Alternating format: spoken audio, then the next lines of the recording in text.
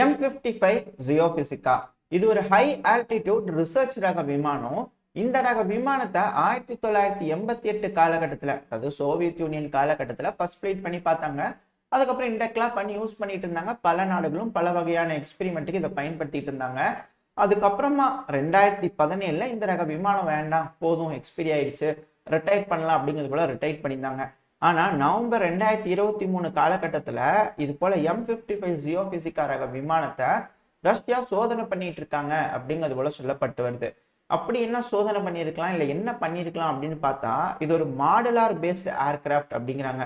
அதாவது நம்மளுடைய LCA தேஜஸ் இருக்கு இல்லையா, இதுவும் மாடுலார் ஏர்கிராஃப்ட் தான். மாடுலாருங்கிறது ஒண்ணுமே இல்லைங்க. இப்போ நம்ம ஃபோன் இருக்குதுன்னு வச்சுக்கோங்களேன், அது ஒரு மாடுலாரா இருந்துச்சுன்னா, சமீபத்தில் கூகுள்ல இருந்து கூட ஒரு மாடுலார் ஃபோன் ஒரு ப்ரோமோ மாதிரி வந்துட்டு இருந்தது, பார்த்துருந்தீங்கன்னா தெரிஞ்சிருக்கும். இப்போ ஒரு கேமரா நம்ம மாற்றணும்னு வச்சுக்கோங்களேன், அந்த கேமராவோட பார்ட்டை மட்டும் கழட்டிட்டு இப்போ புதுசாக அப்கிரேட் ஆகிருக்கிற கேமராவை அதில் மாட்டிக்க முடியும். ஸோ அதுதான் மாடுலார். இதை நம்ம ஃப்ளைட்டில் அப்ளை பண்ணி பார்த்தீங்கன்னா என்னென்ன எக்யூப்மெண்ட்ஸ் வேணுமோ அதை நம்மளுக்கு வேணுங்கிற மாதிரி கழட்டி டைம் ஃப்ரேமுக்குள்ளே வேணுங்கிற மாதிரி மாற்றிக்கலாம். அதுக்கு ஏற்றபடி ரெடி பண்ணியிருக்கிறாங்க அந்த காலகட்டத்திலேயே. ஸோ இப்போ நவீன காலகட்டத்தில் இருக்கக்கூடிய ரிகனைசன்ஸ் பர்பஸ்க்காக இருக்கக்கூடிய எக்யூப்மெண்ட்ஸை இதில் மாற்றி சோதனை பண்ணி பார்த்துருக்கலாம் அப்படிங்கிறது போல அனலிஸ்ட் தரப்புல சொல்லிட்டு இருக்காங்க. ஆனா இப்போ அதிக அளவுல ரஷ்யாவோட ஏர் ஸ்பேஸ்ல இந்த ரக விமானம் பறந்துகிட்டு இருக்கு அப்படிங்கிறது போல இமேஜஸும் வீடியோஸும் வந்துகிட்டு இருக்கு. இதை உக்ரைன் ரஷ்யா பிரச்சனையில களமிறக்கி இருக்கிறாங்களா அப்படிங்கிற தகவல் இன்னும் வரல. அப்படி களமிறக்குனாங்கன்னா இது எந்த அளவுக்கு பயனுள்ளதா இருக்கு அப்படிங்கிறத அடுத்த பதில பார்ப்போம். ஆனா இந்த ரக விமானத்துல அப்படி என்ன பெனிஃபிட்பா அப்படின்னு கேட்டீங்கன்னா, இதனால 70,000 அடி உயரத்துல இந்த விமானங்கள்னால பறக்க முடியுமாமா. அதுவும் 6.5 மணி நேரம் வரைக்கும் பறக்கலாம் அப்படிங்கிறாங்க. ஆஸ் பர் ரெக்கார்ட் 60,000 அடி உயரத்துல பறந்துச்சுன்னா 6.5 மணி நேரம் வரைக்கும் பறக்கும் அப்படிங்கிறாங்க. மேபி அப்கிரேட் பண்ணியிருக்கலாம், இது போர் சூழல், எக்ஸாக்டான டீட்டெயில்ஸ் தெரியாது. பட் ஆஸ் பர் ரெக்கார்ட் என்ன இருக்கோ, ஓப்பன் சோர்ஸ் டொமைன்ல என்ன இருக்கோ அதை நம்ம உங்ககிட்ட சொல்லியிருக்கோம். இதை வச்சு பார்க்கும்போது இது ஒரு நல்ல ஸ்பெக் மாதிரி இருக்கு இல்லையா. அது மட்டும் இல்லாம A50 ரக விமானங்கள் சமீப காலமா ரஷ்யாவுக்கு இழப்புகள் ஏற்பட்டுக்கிட்டு இருக்கு. இதுக்கு காரணம் உக்ரைன் கிளைம் பண்ணாலும் ரஷ்யா தரப்புல இருந்து இது ஒரு ஃப்ரெண்ட்லி ஃபயர் அப்படிங்கிறாங்க.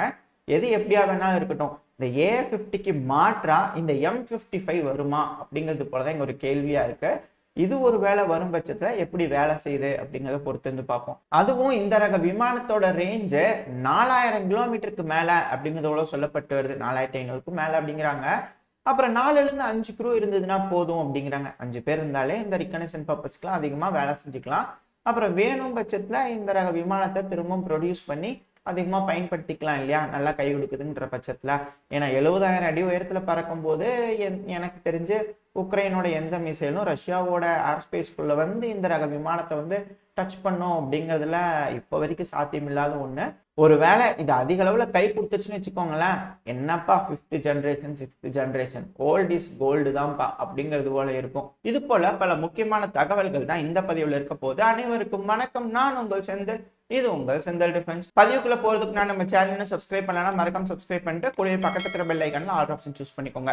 அப்பதான் நம்ம எப்ப பதிவுகளை போட்டாலும் உங்களுக்கு இன்ஸ்டன்ட் நோட்டிபிகேஷன் வரும். அது கூடவே நம்ம சேனலும் அடுத்த வளர்ச்சி அடைய உதவியா இருக்கும். எனக்கா இந்த உதவியை செய்வேன்ற நம்பிக்கையில பதிவுக்குள்ள போயிடலாம். அப்புறம் பழைய ரக விமானத்தை ரஷ்யா மட்டும் இல்ல அமெரிக்காவும் அதிக அளவுல நம்பி இருக்காங்க. காரணம் என்னன்னா, FA-18 சூப்பர் ஹார்னட் ரக விமானம் இருக்கு இல்லையா, 17 வேணும், ரெடி பண்ணி கொடுங்க அப்படிங்கிறது போல அமெரிக்கா தரப்புல இருந்து ஆர்டர் பண்ணிக்கிறாங்களாமா. இதுவும் தோராயமா வந்து பாத்தீங்கன்னா 1995 காலகட்டத்துல ஃபர்ஸ்ட் பிளைட் இருந்தது. ஸோ மோரார்லஸ் அந்த காலகட்டத்தில் நடந்தது தானே. அமெரிக்காவும் அந்த காலத்து ஃபைட்டர் ஜெட்டை இன்னமும் நம்பி இருக்கிறாங்க அப்படின்னா அதுக்கு காரணம் அதோட உறுதித்தன்மை, அதோட கேப்பபிலிட்டிஸ், அது கூடவே வீரர்கள் அதுல அதிக அளவுல பயிற்சி எடுத்திருப்பாங்க. அதனால இது போல ரக விமானங்கள் இருந்ததுன்னா பயனுள்ளதா இருக்கும் அப்படிங்கிறது போல அமெரிக்காவும் ஆர்டர் கொடுத்துக்கிறாங்க போல இருக்குது. இதுவும் எந்த அளவுக்கு கை கொடுக்குது அப்படிங்கிறத பொறுத்து இருந்து பார்ப்போம். ஏன்னா 5th gen 6th gen 7th ஜென்ரேஷன்ல நீ சண்டைக்கு வந்துடுவாங்க போல இருக்குது. உடனடியா 6th ஜென்ரேஷன் எல்லாம் செஞ்சு முடிச்சேன்னா பாருங்க பறந்துருச்சு அப்படிங்கிறது போல அந்த ரேஸ்ல ஓடிட்டு இருக்கிறாங்க. ஆனா இந்த வேர்ல்டு ஜென்ரேஷன் ஃபைட்டர் ஏர்கிராஃப்ட்ங்கிறது ஒரு மாஸ்டர் பீஸ் தான் இப்போ வரைக்கும் அப்படிங்கிறதுல எனக்கு மாற்று கருத்து இல்லை. உங்களோட கருத்துக்கள் என்ன அப்படிங்கிறத மறக்காம கமெண்ட் செக்ஷன்ல சொல்லுங்க. ஏன்னா வேர்ல்டு ஜென்ரேஷன் ஃபைட்டர் ஏர்கிராஃப்ட் கூட நியூ ஜென்ரேஷன் எந்த அளவுக்கு வேலை செய்யுது அப்படிங்கிறத பொறுத்து வந்து பார்ப்போம். ஏன்னா வந்துருச்சு, F-16க்கு ஏர்ஃபீல்ட்லாம் ரெடி பண்ணிக்கிறாங்க, அதை கண்டுபிடிச்சி ரஷ்யா தாக்கி இருக்கிறாங்க. அதனால அது போலாண்டோட ஏர் ஸ்பேஸ்குள்ளெல்லாம் போயிட்டு வர வேண்டியதா இருக்குது. ஏன்னா சமீப காலமா பாத்தீங்கன்னா ரஷ்யா டைரக்டா இலக்க போக்கி அடிக்கிறது இல்லை, அப்படியே சுத்தி வந்து அப்படியே ஸ்லிங் ஷாட் மாதிரி அடிச்சுட்டு இருக்கிறாங்க. காரணம் என்ன, பேட்ரியாட் ஏர் டிஃபென்ஸ் சிஸ்டமோட வீக்னஸ் அது அப்படிங்கிறாங்க. அது எக்ஸ்போஸ் ஆகிற மாதிரி இருக்குது. இது ஒரு வேளை பெருமளவில் எக்ஸ்போஸ் ஆச்சுன்னா அமெரிக்காவுக்கு தான் மிகப்பெரிய அளவில் இன்டர்நேஷனல் ஸ்டேஜில் தலைகுனிவு அப்படிங்கிறாங்க. உண்மையா என்ன அப்படிங்கிறத பொறுத்து இருப்போம். கொஞ்ச நாள்ல டீட்டெயில்ஸ் வந்துடும் என்ன ஏதுங்கிறதுலாம். அடுத்தது அப்படியே ஈரான் கிட்ட வந்துருவோம். ஈரான் Su-35 ரக விமானங்கள் வேணும் அப்படின்னு ரஷ்யா கிட்ட ஆர்டர் கொடுத்துருந்தாங்க. அதுவும் கொஞ்சம் டிலே ஆகிட்டு இருந்தது. நம்மளுக்கே S-400 வர வேண்டியது 2026க்கு போஸ்ட்பாண்ட் ஆயிருக்குது. அது தனி நியூஸ். ஆனா இப்போ இந்த ஈரானுக்கே வந்துருவோம். இப்போ ஈரான் இது 35 கேட்டுக்கிறாங்க. இது டெலிவரி ஆகுமா என்னன்றது தெரியல. ஏன்னா சமீபத்துல கூட நம்ம ஒரு 2 நாளைக்கு முன்னாடி கூட பதிவுல பார்த்தோம் இல்லையா, ரஷ்யா இது போல புதுசா F-5 ரக விமானத்தை வந்து புது பேட்ச் வந்து டெலிவரி கொடுத்துக்கிறாங்க. மேபி அது இங்க வரலாமா கூட இருக்கலாம். ஆனா 40 வீரர்களுக்கு ட்ரைனிங் கொடுக்கறதுக்காக செலக்ட் பண்ணிக்கிறாங்களாமே ஈரான். அப்போ வரப்போகுதுன்னு தான் அர்த்தம். இதுக்கு மேல 40 வீரர்கள் Su-35 ரக விமானத்தை பயன்படுத்துவாங்க அப்படிங்கிறதோட சொல்லப்பட்டு வருது. இது எல்லாத்துக்கும் மேல அதிர்ச்சி தரும் சம்பவமா ஈரான் ஒரு ஏர் கேரியரை கட்டமைச்சுக்கிட்டு இருக்காங்க அப்படிங்கிறதோட ஒரு சேட்டலைட் இமேஜ் எல்லாம் பரவலா வந்துகிட்டு இருக்கு. சில அனலிஸ்ட் என்ன சொல்றாங்கன்னா, இல்ல இந்த ஏர் கேரியர் துருக்கி போல ட்ரோன் ஏர் கேரியரா இருக்கும். முழுக்க முழுக்க ட்ரோன்களை வந்து ஒரு இடத்துல இருந்து ஏவுறதுக்காக திரும்ப தரையிறக்கிறதுக்காக இந்த ஏர் கேரியரை பயன்படுத்தலாம் அப்படிங்கிறாங்க. ஆனா சிலர் இல்ல இது ஒரு ஏர் கேரியர் தான் அப்படிங்கிறாங்க. எது எப்படியோ ரெண்டுமே பலமான ஒரு விஷயம் தான். ஈரான் சம்பவம் மேல சம்பவம் பண்ணிட்டே இருக்கிறாங்க. மேற்குலக நாடுகளும் சரி இஸ்ரேலும் சரி ஒரு கண்ணுல பார்த்துக்கிட்டே இருக்கிறாங்க. இப்போ வரைக்கும் இஸ்ரேல் காசா பிரச்சனையில எஸ்கலேட் ஆகுமா, இஸ்ரேல் ரஃபாக்குள்ள போகுமா, அமெரிக்கா எதிர்ப்பு தெரிவிச்சாலும் உலக நாடுகளே அழுத்தம் கொடுத்தாலும் ரஃபா ஆபரேஷன் யாருமே எல்லாம் தனியா பண்ணுவேன் அப்படின்னு நெத்தனியாக அவர் சொல்லிக்கிறாரு.